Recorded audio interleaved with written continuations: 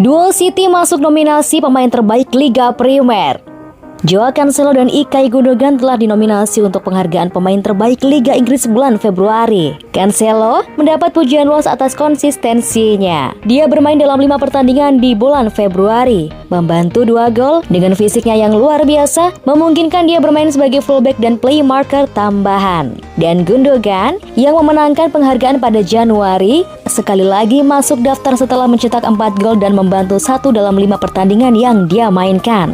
Dia sekarang memiliki 11 gol dalam 21 pertandingan Liga Primer musim ini. Kedua pemain adalah kunci untuk Februari kami yang sempurna, yang membuat kami memenangkan semua 6 pertandingan Liga Primer yang kami mainkan, mencetak 15 gol dan hanya kebobolan 3. Duo ini telah dinominasikan bersama Joachim Andersen dari Fulham, Harvey Barnes dari Leicester, Bruno Fernandes dari Manchester United, Jesse Lingard dari West Ham United, Ruben Neves dari Wolves, dan Raphinha dari Leeds United.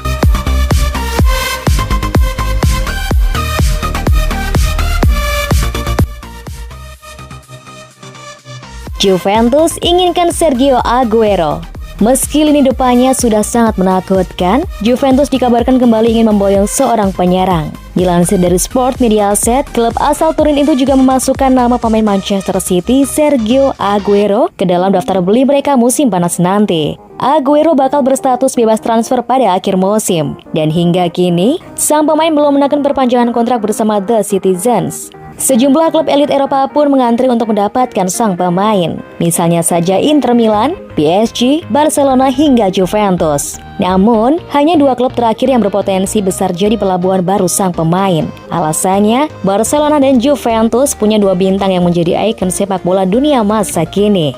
Barca bisa menggoda Aguero dengan adanya Lionel Messi. Messi dan Aguero merupakan sahabat di timnas Argentina. Sementara Juventus punya Cristiano Ronaldo. La Spezia Signora memang ingin menduetkan Ronaldo dan Aguero di lini depan. Kondisi tersebut terjadi sebab mereka punya rencana melepas Paulo Dybala dalam waktu dekat. Selama 1 dekade terakhir, Aguero menjadi musim gol yang mematikan di Manchester City.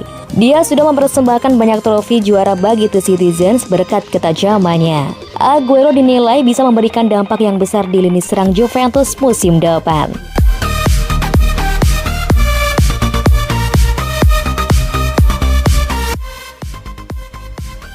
Man City bakal hajar Man United di derby Manchester.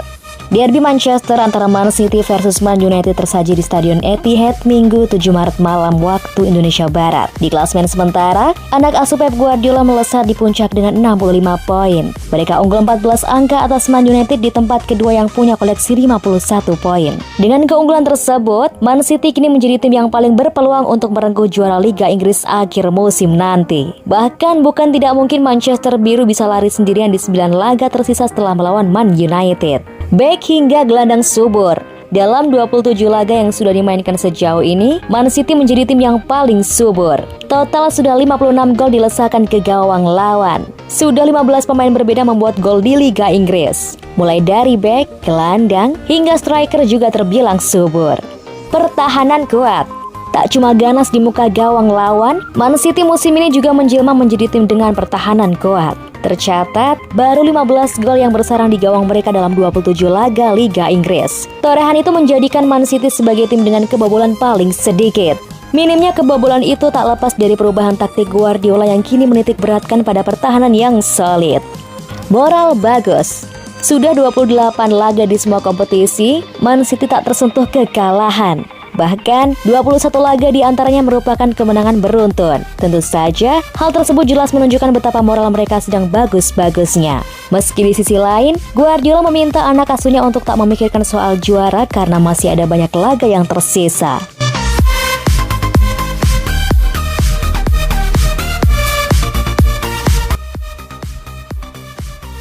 Nathan Ake mahal, tapi banyak absennya. Manchester City mendatangkan Nathan Ake untuk memperkaya opsi di lini belakang, tapi hingga saat ini Ake malah jarang main dan sibuk di ruang perawatan. Nathan Ake dibeli dari Bournemouth musim panas lalu dengan bandrol 40 juta pound, angka yang terbilang mahal untuk bek dari tim yang terdegradasi musim lalu.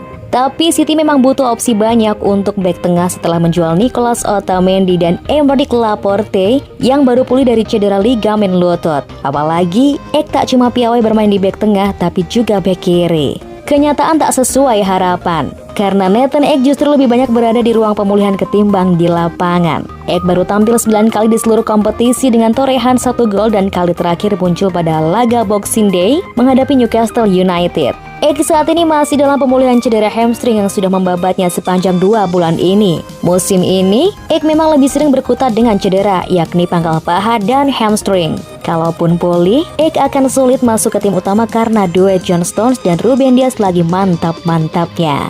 Laporte saja sekarang harus jadi pilihan ketiga, dan itu artinya Ek jadi pilihan keempat. Meski kondisi Nathan Ek tidak bagus, Pep Guardiola masih menganggapnya sebagai bagian penting dari tim. Bek asal Belanda itu disebut akan mulai berlatih lagi pekan ini dan kemungkinan baru bisa masuk skuad pekan depan.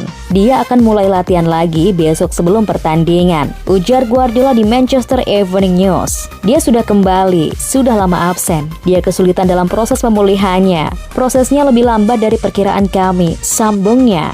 Beberapa pemain memang seperti ini. Dia sudah berupaya maksimal, fisioterapisnya juga bekerja sangat keras. Tapi kami senang dia sudah bekerja keras memulihkan kondisinya.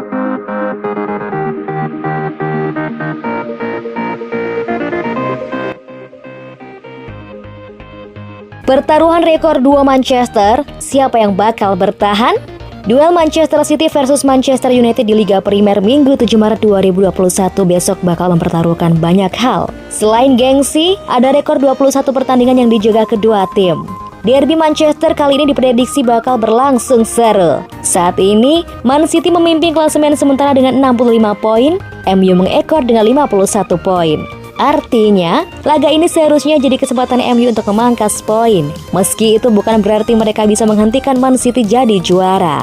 Man City memasuki laga ini dengan rekor 21 kemenangan beruntun. Mereka belum pernah kalah sejak memasuki tahun 2021. MU di sisi lain punya rekor tandang yang tak terkalahkan dalam 21 pertandingan di Liga Primer. Laga kali ini digelar di Etihad Stadium, artinya bisa jadi salah satu rekor bakal gugur. Ole Gunnar Solskjaer mengakui pertandingan ini penting untuk Man City dan Man United. Apa katanya? Mereka tengah merangkai laju apik saat ini. Performa apik, 21 kemenangan beruntun. Kami punya catatan 21 laga tandang tak terkalahkan di Liga. Jadi salah satu rekor akan terhenti. Kita lihat saja yang mana imbuhnya. Seperti biasa, Derby Manchester selalu mencuri perhatian. Nah, menurut kalian, bagaimana duel Man City versus MU nanti?